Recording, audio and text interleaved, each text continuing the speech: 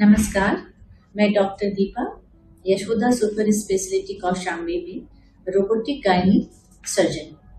आज मैं बात करने जा रही हूँ ओवरी और ट्यूब से रिलेटेड सर्जरी के बारे में। हम इस तरह की सर्जरी जिसे हम साल्पिंगोफ्रेक्टमी कहते हैं, रोबोट के जरिए बड़े आसानी से कर सकते हैं। इस तरह की समस्याएं उत्पन्न कैसे होती है, अगर इस बारे में हम बात करें तो ओवरी में कई बार गांठें बन जाती हैं। गांठें 3 तरह की होती हैं, पानी वाली गांठें, ब्लड वाली गांठें और कई बार कैंसरस गांठें।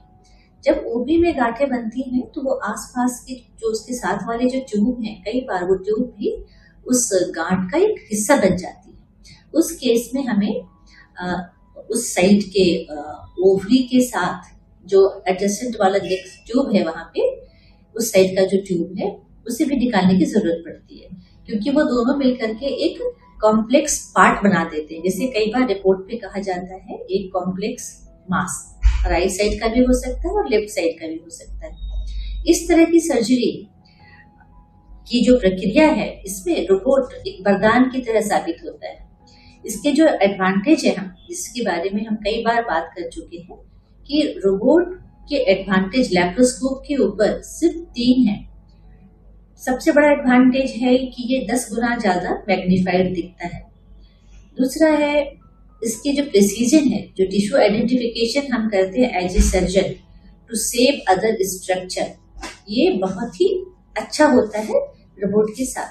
तीसरा है जो हमारे फिंगर मूवमेंट्स हैं, जिसके तहत हम ओवरी के पीछे सैक्रल लिगामेंट के पास और लैटरल पेल्विक वॉल जहां भी जाना चाहें अपने जेंटल मूवमेंट से जा सकते हैं। और चौथी बात, क्योंकि ये बहुत मैग्नीफाइड व्यू दिखाता है हमें, तो जो ब्लड वेसल्स है उनको सील करना इतना आसान हो जाता है कि ब्लड लॉस मिनिमम होता है।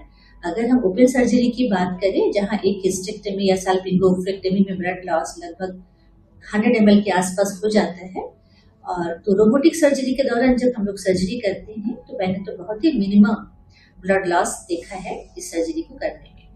साल्पिंगोफ्रेक्टमी के बाद हम उस साइड के ओवरी और ट्यूब को रिमूव कर देते हैं जिसके अंदर बीमारियां होती हैं, और जो महिलाएं हैं वो कंसीव करती हैं अपने दूसरे ओवरी और दूसरे वाले ट्यूब से।